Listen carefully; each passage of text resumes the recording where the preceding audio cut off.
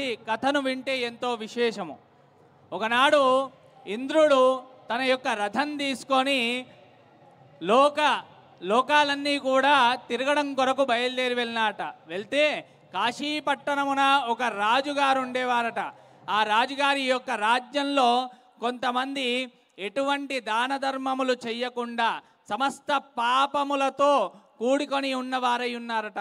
అక్కడ ఒక వృద్ధురాలు ఎంత లోభి అంటే ఎప్పుడూ కూడా ఏ సమయంలో కూడా ఒకరికి దానం చేసింది లేదు, ధర్మము చేసింది లేదు, సత్కార్యములను ఆచరించింది లేదు. అటువంటి సమయంలో ఆ యొక్క ఇంద్రుని యొక్క వాహనం అటువైపు వెళ్తూ అక్కడ పడిపోయిందట, విరిగిపోయి పడిపోయిందట. ఆ పాపము ఛాయలు తాకి పడిపోగానే అక్కడికి ఎందుకు ఈ విధంగా జరిగింది అని చెప్పి రాజుగారు పరిగెత్తుకుంటూ వస్తే అక్కడ ఇంద్రుడు కనబడ్డాడట. ఇంద్రుణ్ణి చూసి సమస్త నమస్కారములను సమర్పించుకొని ఆ ఇంద్రుడికి సమస్త మంచి కార్యములను ఆచరింపజేసి ఒక మంచి యొక్క స్థానాన్ని కల్పించి ఆసనంపై కూర్చోండబెట్టినారట.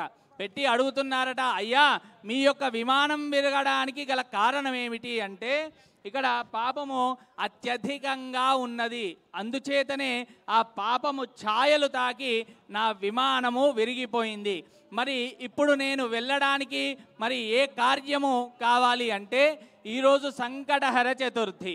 ఈరోజు ఈ యొక్క రాజ్యంలో ఎవరైతే సంకటహర చతుర్థి వ్రతాన్ని చేసుకొని వారి యొక్క చూపుల వలన వారి యొక్క స్పర్శ వలన నాకు ఈ పాపరహితమవుతుంది, తద్వారా పుణ్యాన్ని అర్జించే అవకాశం నాకు లభిస్తుంది, తద్వారా నేను ఇక్కడి నుంచి వెళ్ళిపోవచ్చు అని చెప్పినాట. అది విన్నటువంటి ఆ రాజుగారు వెంటనే ఆ రాజ్యమంతా